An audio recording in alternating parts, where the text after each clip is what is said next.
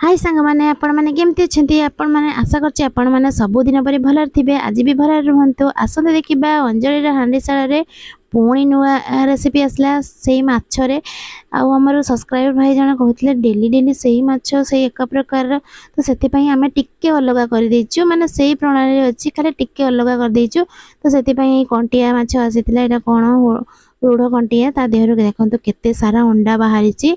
तो मुझे मसला आगे करदेवी अदा रसुण पिज मसला ग्राइंडिंग करदेली माछ भल भाव सफा करके देहरे हलदी लुण पकईकि भल भाव मेरिनेट करके रखीदे।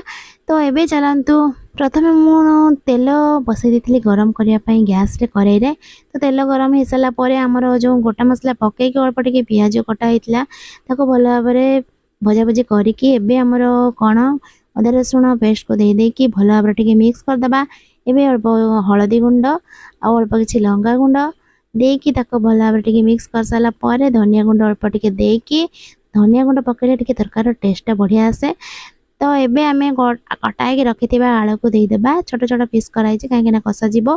तो मु आलू को भल भाव मिक्स करदेली मिक्स कर सारा पर अंडा गुड़ाक सब देदेली। हे भूल करदेली रे अंडा गुड़ाक पछरे देते होता मु भूल कहीं बहुत दिन पूर्व मैंने करी 10-15 वर्ष तले करी तो से भूल अंडा गुड़ाक लास्ट रे देते गोटे गोटे अंडा रही था।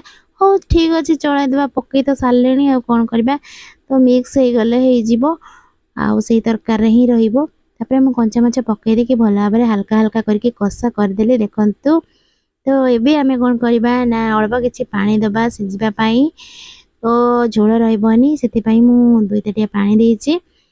एबे आम देखो माछ आम टोटाल भी भांगिनी कंचा माछ। तो एबे आम किसी समय ढांकुणी देदेबा आलू भी सीझीज आमर कंचा माछ जेहेतु पड़ी। तो देखो आमर बनीगला एतार गरमा गरम कंचा माछ कषा। तो कंटिया माछ कषा आपण मानक केमिति लागिला निहाती थरे बनै खाइबे आ मते भल लागिला कि नहीं कमेंट में